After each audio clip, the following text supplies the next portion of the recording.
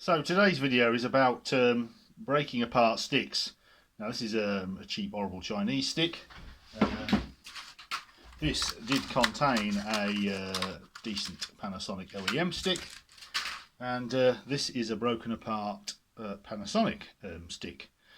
And you can see what's happened here is that I've fatigued the welds here basically to make it break apart. That means you don't have to do what's previously been done, which is machine these spot welds off to get the thing apart. You can do it like this, but it does require pretty good wrist strength, so I'm going to try and do this for you now. So basically you have to really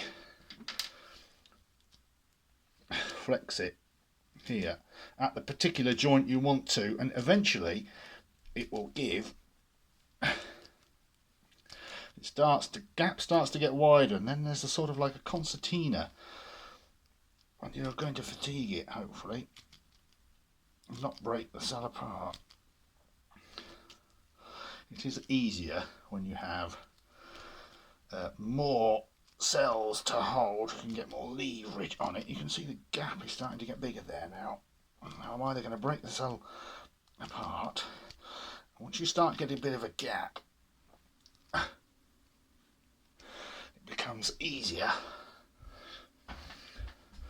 to manipulate them and hopefully work it. Something started to give there. And again, now it's either the top coming off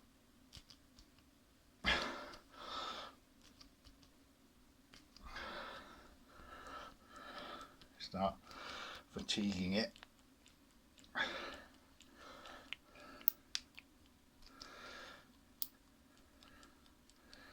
Something went there.